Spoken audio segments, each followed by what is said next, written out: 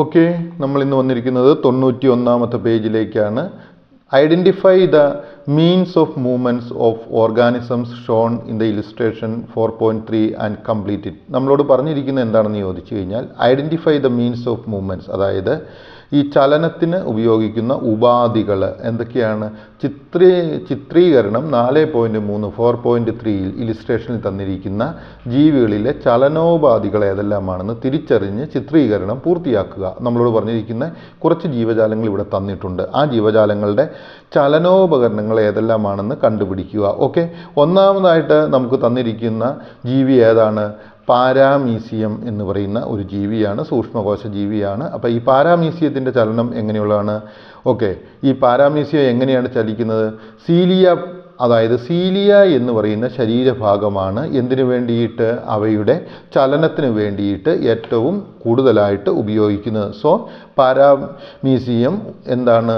Uses cilia for its movement. Okay, cilia plays അല്ലെങ്കിൽ പാരാസീലിയ plays a great role in the movements of paramecium എന്നുള്ളതാണ് നമ്മൾ ഇവിടെ മനസ്സിലാക്കേണ്ടത്. ഒക്കെ പാരാമീസിയത്തിന് ഏറ്റവും ഉപയോഗിക്കുന്ന ചലനത്തിന് ഉപയോഗിക്കുന്നത് സീലിയ ആണെന്നുള്ള കാര്യം നിങ്ങൾക്ക് മനസ്സിലായി എന്ന് വിചാരിക്കുന്നു. രണ്ടാമതായിട്ട് നമുക്ക് തന്നിരിക്കുന്ന ഏതാണ്? യൂഗ്ലീന എന്ന് പറയുന്ന ഒരു ജീവിയെയാണ്. ഈ യൂഗ്ലീനയുടെ ചലനത്തിന് ഏറ്റവും കൂടുതലായിട്ട് ഉപയോഗിക്കുന്നത് എന്താണ്? യൂഗ്ലീനയുടെ ചലനത്തിനായിട്ട് 2 features that facilitate the movement in euglena. Okay, യൂഗ്ലീനയുടെ ചലനത്തിന് 2 കാര്യങ്ങളാണ് സഹായിച്ചുകൊണ്ടിരിക്കുന്നത്. പാരാമീസിയത്തിന് എന്താണ്? സീലിയ മാത്രമാണ് സഹായിച്ചുകൊണ്ടിരുന്നത്. യൂഗ്ലീനയ്ക്ക് സഹായിക്കുന്നത് എന്തെല്ലാമാണ്? ഫ്ലാജെല്ല ആൻഡ് ഐ സ്പോട്ട്, അതായത് ഐ സ്പോട്ടും അതുപോലെ തന്നെ ആ കണ്ണിൻ്റെ ആ ഭാഗവും അതുപോലെ തന്നെ എന്താണ് കണ്ണിൻ്റെ ഭാഗവും അതുപോലെ തന്നെ ഫ്ലജല്ല എന്ന് പറയുന്ന ഭാഗവുമാണ് ഇവയുടെ യൂഗ്ലീനയുടെ ചലനത്തിനായിട്ട് ഉപയോഗിക്കുന്നത്. ഒരു കാര്യം നിങ്ങൾ ഓർക്കുക, ഓൾറെഡി എന്താണ് ഫ്ലജല്ല എന്നുള്ള കാര്യം ഞാൻ നിങ്ങളോട് പറഞ്ഞിട്ടുണ്ട്. അത് കാരണം കൊണ്ട് പിന്നെയും പറയുന്നില്ല. ഫ്ലജല്ലയും ഐസ്പോട്ടുമാണ് യൂഗ്ലീനയുടെ ചലനത്തിനായിട്ട് ഉപയോഗിക്കുന്നത്. മൂന്നാമതായിട്ട് നമുക്ക് തന്നിരിക്കുന്ന ജീവി ഏതാണ് എന്ന് ചോദിച്ചു കഴിഞ്ഞാൽ ഫിഷാണ്. ഫിഷിൻ്റെ എന്താണ് അവയുടെ ചലനത്തിന് വേണ്ടി ഉപയോഗിക്കുന്നത്? അവയുടെ ഫിൻസ് അല്ലെങ്കിൽ വാലുകളും ചിറകുകളുമാണ് എന്തിനു വേണ്ടിയിട്ട്? ഫിഷിൻ്റെ ചലനത്തിന് വേണ്ടിയിട്ട് ഉപയോഗിക്കുന്നത്. ഐ സപ്പോസ് ആ ഭാഗം നിങ്ങൾക്ക് മനസ്സിലായെന്ന് വിചാരിക്കുന്നു. ഇനി നമുക്ക് മൂന്നാമതായിട്ട് തന്നിരിക്കുന്ന ജീവി ഏതാണ്? ഫ്രോഗ് ആണ്. ഫ്രോഗ് എന്ന് വെച്ച് കഴിഞ്ഞാൽ എന്താണ്? നിങ്ങൾക്കറിയാമല്ലോ, തവളയെ എന്താണ് അതിൻ്റെ ചലനത്തിന് വേണ്ടിയിട്ട് സഹായിക്കുന്നത്? ഫ്രോഗ്സ് ബാക്ക് ലെഗ്സ്, അതായത് നമുക്കറിയാം പുറകിലെ ആ കാലുകൾ പിറകിൽ നിന്നും മുൻപോട്ട് കുതിച്ചാണ് ഈ തവള ചാടുന്നത്. അപ്പം മുഖ്യമായിട്ടും തവളയുടെ പിറകിലുള്ള ലെഗുകൾ back legs are used for the motion, അതായത് ചലനത്തിന് വേണ്ടി തവള എന്താണ് ഉപയോഗിക്കുന്നത്?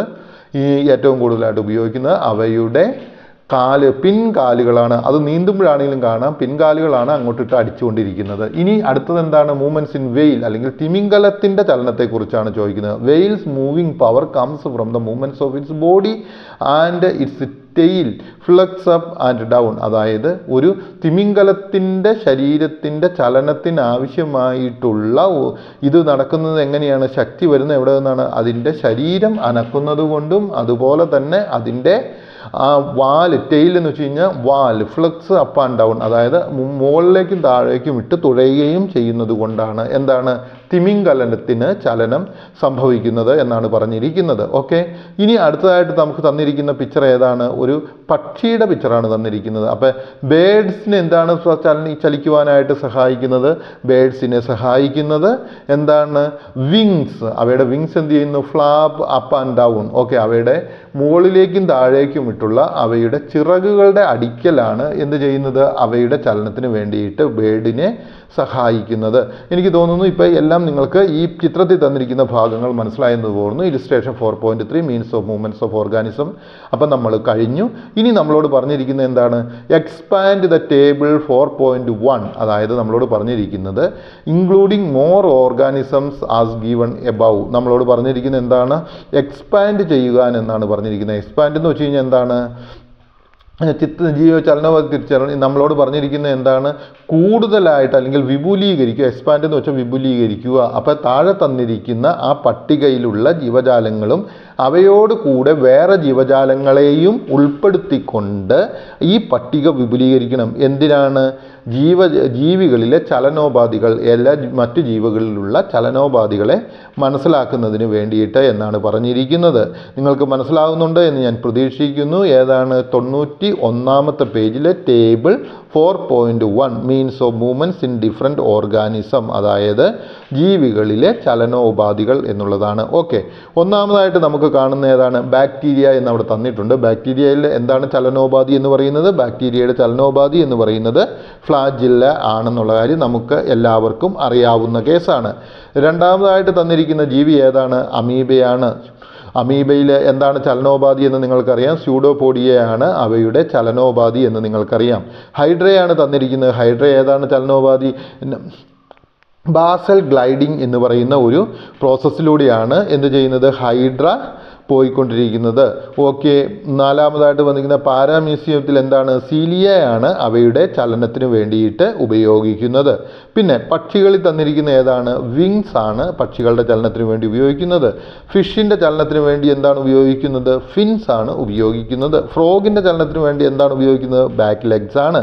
ഇനി നമുക്ക് കുറേ ജീവജാലങ്ങൾ നമുക്കായിട്ട് എഴുതാം. ആനയുടെ ചലനത്തിന് അവയുടെ കാലുകളാണ് ഉപയോഗിക്കുന്നത്. മനുഷ്യൻ്റെ ചലനത്തിന് കാലുകളാണ് ഉപയോഗിക്കുന്നത്. ഓക്കെ, കടുവയുടെ ചലനത്തിന് കാലുകൾ ഉപയോഗിക്കുന്നു. അപ്പം നമുക്കറിയാം ഏതൊരു ജീവജാലത്തിനെ ആണെങ്കിലും നമ്മൾ എടുത്തു കഴിഞ്ഞാലും അവയുടെ ശരീരത്തിൻ്റെ ചില ഭാഗങ്ങളുടെ സഹായങ്ങൾ കൊണ്ടാണ് അവ പോകുന്നത്. അപ്പോൾ എനിക്ക് തോന്നുന്നു expand table 4.1 including more organisms given above, അതായത് നമുക്ക് മനസ്സിലായി ഏതെല്ലാം ജീവജാലങ്ങൾക്ക് എല്ലാ ജീവജാലങ്ങൾക്കും ചലനത്തിന് വേണ്ടിയിട്ട് അവയുടെ അവയവങ്ങൾ, ചില അവയവങ്ങളുടെ പ്രവർത്തനം വളരെ കാര്യക്ഷമമായിട്ട് ഉണ്ടായിരിക്കണമെന്ന്. ഐ സപ്പോസ് ഈ ഭാഗം നിങ്ങൾക്ക് മനസ്സിലായി എന്ന് വിചാരിക്കുന്നു. ഇനി നമ്മൾ പോകുന്നത് 92-ാമത്തെ പേജിലേക്കാണ്.